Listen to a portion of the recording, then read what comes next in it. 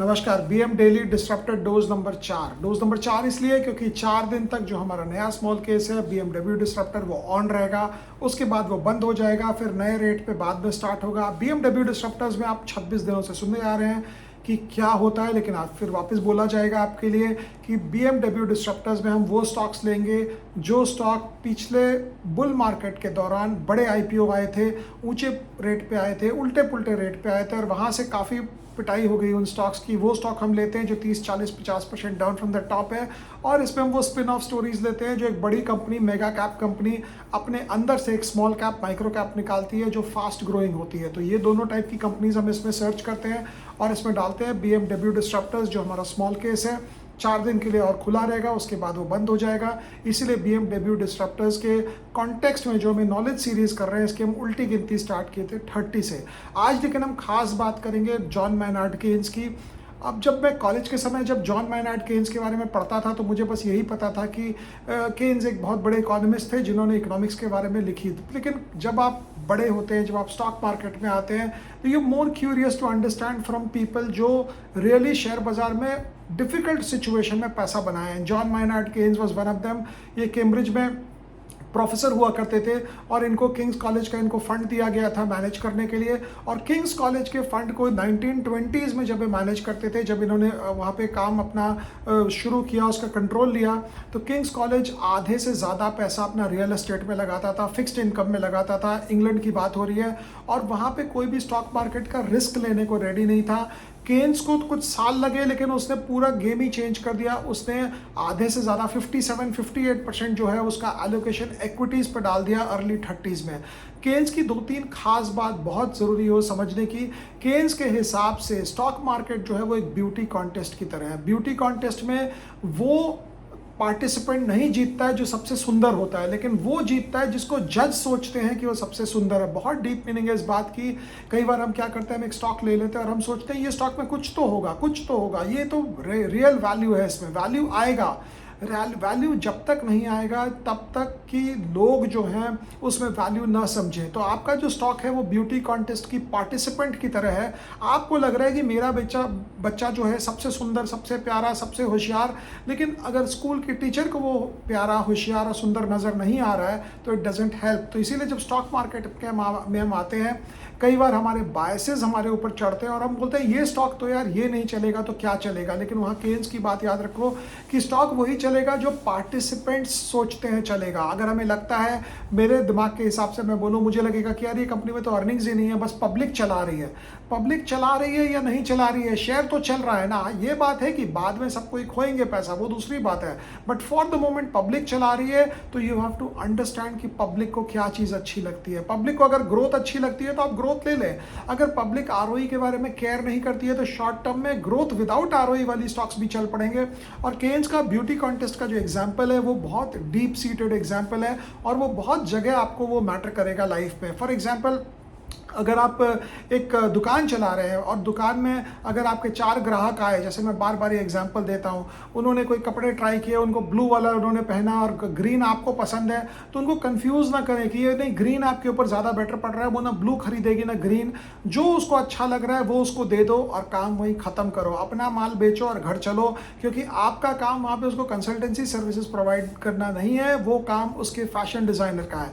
सो Keynes की खास बात जो है, जो जब उनकी किताब पढ़ते हैं तो उनमें समझ में आता है कि एक बार वो अपने दोस्तों को बोले कि आज मैं मार्केट को शॉर्ट करूंगा, मतलब मैं बेचूंगा सारे शेयर, और वो बेचूंगा सारे शेयर बोल के वो गए बाजार में। शाम को आए तो लोगों ने बोला तो तूने बेच दिया, आज तो घाटा लग गया होगा। बोला नहीं नहीं, मैंने खरीद लिया था। जब मैं मार्केट की तरफ देखा, जब मैं भाव मिले मुझे, जब न्यूज़ फ्लो आया तो चेंज हो गया। तो लोग जो उसके दोस्त जो थे बड़े नाराज़ हो गए उससे। बोले सुबह तो तुमने बोला कि मैं बेचूंगा, शाम को तुम आते हो तो बोलती है कि मैंने खरीद लिया है, ये क्या माजरा है। तो केन्स बोला, when circumstances change I change my view, what do you do sir. एकदम एग्जैक्ट यही लाइन है। और कुछ चीज़ें दिमाग में घुस जाती है। कई बार क्या होता है, आपको कोई आदमी मिलता है तो बोलता है कोई स्टॉक बताओ, आप एक स्टॉक बताते हो, सर्कमस्टांसेस चेंज हो जाता है, आप वो स्टॉक बेच के निकल जाते हो, आपको याद ही नहीं होगा किस किस को आपने वो स्टॉक बताया है। 5 साल बाद वो बताएगा आपको, यार आपने मुझे स्टॉक दिलाया था, मेरे पास अभी भी पड़ा है, आपने क्या किया। उस समय बड़ी एम्बैरेसिंग सिचुएशन होती है, विदाउट इंटेंशन आपने किसी को बुलाया स्टॉक लेने के लिए, अब क्या करें इसके बारे में।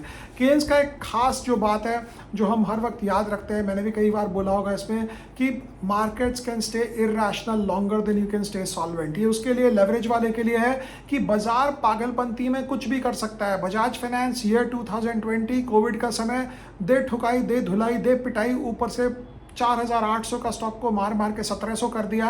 और यहाँ पे बर्नस्टीन जैसे जो बड़े बड़े रिसर्च हाउस जो नाम लेते हैं, उन्होंने रिपोर्ट निकाला कि अब तो 3 डिजिट में जाने वाला है। और जो चार्टिस्ट भैया लोग हैं, उन्होंने अपना स्केल लिया और पेंसिल लिया और ऐसे खट करके नीचे लाइन टाना, ऊपर से एक लाइन टाना नीचे, और नीचे बोला ये वाला लाइन जो है यहाँ बेस फॉर्मेशन हो रहा है, और ये बेस फॉर्मेशन को ये ब्रेक करेगा, अब ये सीधा जाएगा तो ये 1700 के फिगर में 1 का फिगर गायब हो जाएगा, 700 होगा। Fast forward after 3 months, after 6 months, stock 1700 का 4700 हो गया। तो जो सट्टा कर रहा है, जो वहाँ पे लेवरेज लेके बैठा है, उसका माल कट जाएगा, पैनिक में कट जाएगा। ब्रोकर मांगे या ना मांगे, उसको पता है कि लेवरेज में I can go to zero, तो इसीलिए उसका माल कट जाता है, शेयर बिक जाता है और फिर सिचुएशन ऊपर हो जाती है। तो केन्स की एक खास बात है कि markets can stay irrational longer than you can stay solvent। Lord Keynes बोला जाता है, जॉन माइनार्ड केन्स की बात होती है। इनके अपने पोर्टफोलियो ने कैसा किया, शुरुआत में 1920s में ये टॉप डाउन अप्रोच में थे, बिकॉज ये सोचे मैं तो इकोनॉमिस्ट हूँ, मैं तो प्रेडिक्ट कर सकता हूँ कि कब बिजनेस साइकिल्स आएगी, कब तेजी होगी, कब मंदी होगी। तो इन्होंने उसको ट्राई किया कि मार्केट डायरेक्शन के हिसाब से ट्रेड करने का इनका रिटर्न कोई खास नहीं बना 7-8 साल तक।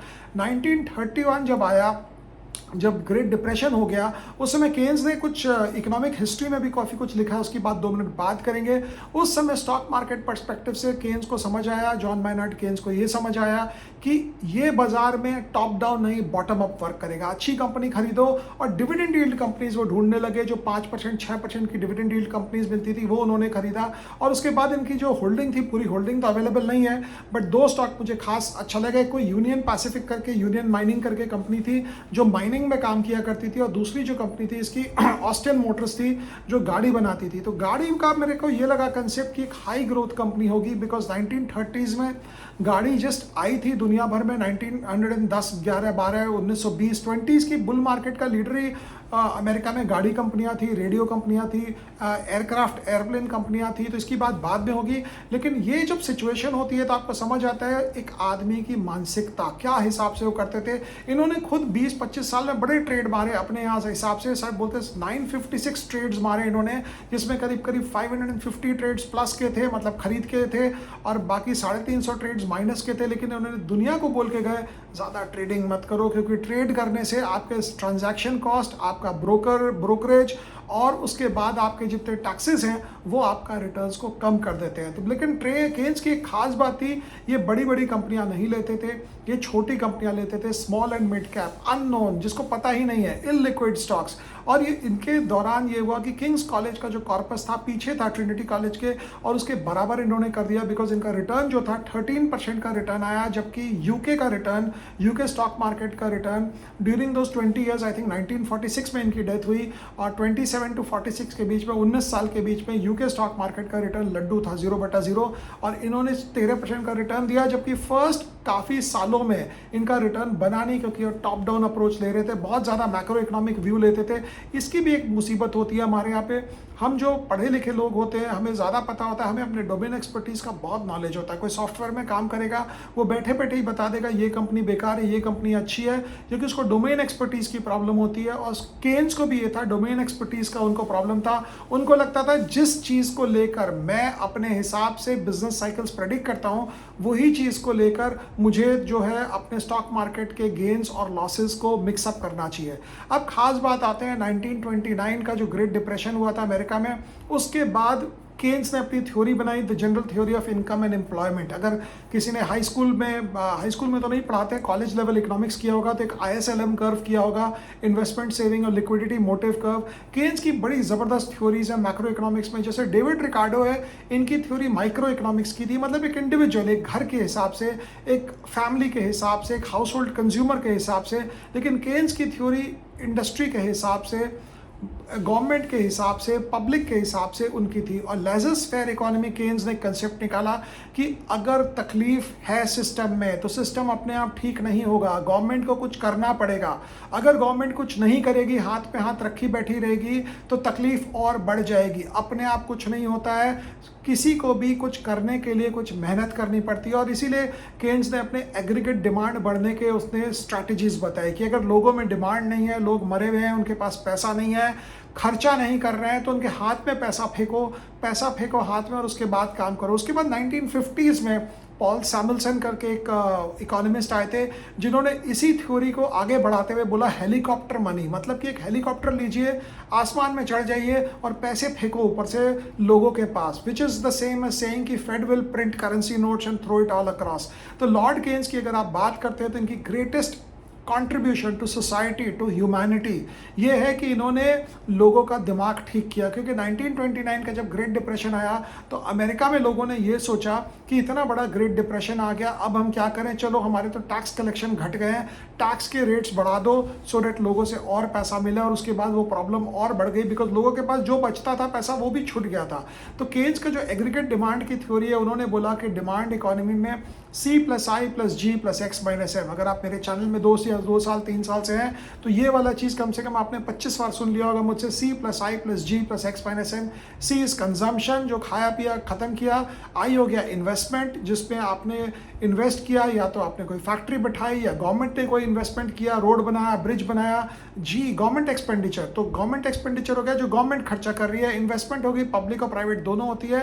और X-M एक्सपोर्ट्स माइनस इंपोर्ट्स। तो केन्स ने बोला कि C+I+G+X-M में अगर इंटरेस्ट रेट को कम किया जाए तो इन्वेस्टमेंट डिमांड आ सकती है, लोग इन्वेस्ट करना स्टार्ट कर देंगे। इन्वेस्टमेंट का ये मतलब नहीं कि आप सुबह उठे और स्विगी और जोमेटो का शेयर खरीद लिए, वो इन्वेस्टमेंट को इन्वेस्टमेंट नहीं माना जा रहा है। इन्वेस्टमेंट उसको बोलते हैं जो further goods and services produce करता है। आप अगर जोमेटो का शेयर रख लेंगे अपने पास, उससे और शेयर नहीं बनेगा, रिकमेंडेशन नहीं है जोमेटो की, just in case. Similarly Keynes की ये थ्योरी जो थी, एग्रीगेट डिमांड बढ़ने के लिए गवर्नमेंट एक्सपेंडिचर कहाँ से करे। गवर्नमेंट अगर पैसा लेगी पब्लिक से और खर्चा कर देगी तो सी कम हो जाएगा, कंजम्पशन के लिए पैसा नहीं बचेगा। अगर आप ज़्यादा टैक्स चुकाएंगे तो आप मैगी और पेप्सी नहीं ले पाएंगे, उतना खरीद नहीं पाएंगे, आटा चावल में आपकी कमी आ जाएगी।